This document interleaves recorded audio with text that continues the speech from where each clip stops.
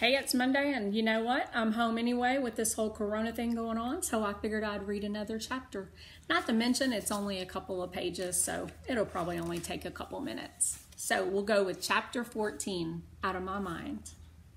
The Monday following Thanksgiving break, Catherine and I roll into Miss Gordon's language arts class a few minutes before the bell. It doesn't look like I'll ever find out what Rose really thought about the trip to the aquarium because she clearly has more exciting things on her mind. Everyone is huddled around her desk. Awesome! I love the color. I didn't know they came in lime green. Oh man, what's up?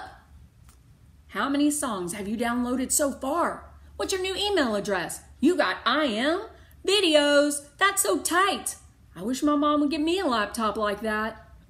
I roll closer. Rose is showing off a brand new laptop computer. I can get on the internet and find stuff for school and type up all my homework, she's telling the group around her. I've already uploaded pictures of my dog, and I've got my own MySpace page. I didn't even know that website still existed. Does it? Really? MySpace? I just shake my head as Catherine takes me back to my usual place in the back of the room. A laptop. I'm still pointing to words and phrases that Mrs. V and my mother have taped to a board that's strapped to my wheelchair, and Rose has the internet. I guess that means the whole universe at her fingertips. I close my eyes, trying not to cry, dreaming of the perfect melody-made computer. First of all, it would talk.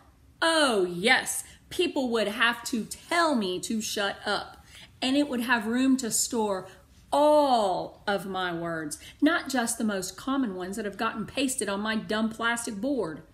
It would have big keys so my thumbs could push the right buttons, and it would connect to my wheelchair. It would not have to be lime green. I would like the lime green. That is my favorite color after all.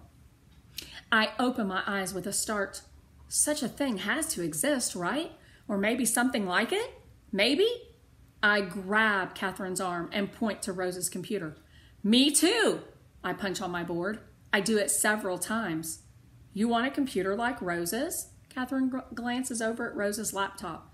It really is nice. Even I don't have one as cool as hers. No! I point. Wait, you don't want a computer?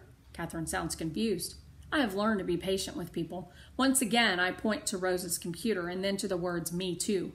I search all over my communication board, and the words better, wiser, and cooler just aren't there. So I point to good, then to the alphabet strip, and then jab at the letters E and R. Good-er.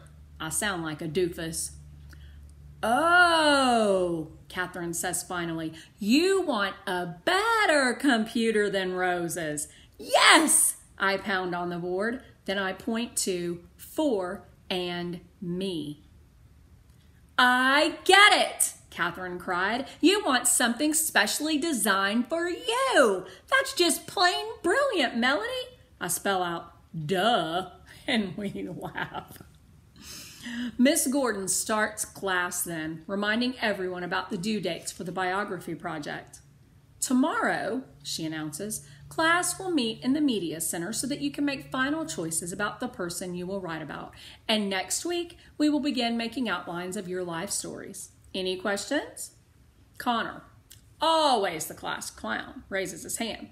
I found out that the guy who invented the flush toilet was named Thomas Crapper. Can I do my report on him? Kids crack up. Rodney laughs so hard his whole face turned red. Mrs. Gordon shushes Rodney and the others. Sorry, Connor. I get this request every year. The flush toilet was invented in 1596 by John Harrington. No funny name. Do you still want to research him? Connor looks deflated. Nah, I guess I'll stay with the folks who started McDonald's. If I've got to spend a lot of time looking up stuff, burgers are better than toilets. Rodney tries to bust out laughing again, but Miss Gordon silences him with a look. What kind of look do you think that is? What kind of look do your teacher give you? Who will you choose to write about? Catherine asks me as Miss Gordon walks around the class talking to students about their projects. I think for only a minute. STEPHENHAWKING, I spell out. Stephen Hawking. I want to know how he does ordinary stuff, like eating and drinking. After all, he's a grown man. Does his wife put him on the toilet? He has kids. How does he manage to be a dad? And I want to know about his talking devices, the super cool computers that help him talk and do really hard math problems, like finding black holes in space. I tap out the question for Catherine. Computer for me? I have no idea, she replies. Let's check it out. Oh man, I think a whole new world is about to open up for Melody. What do you think?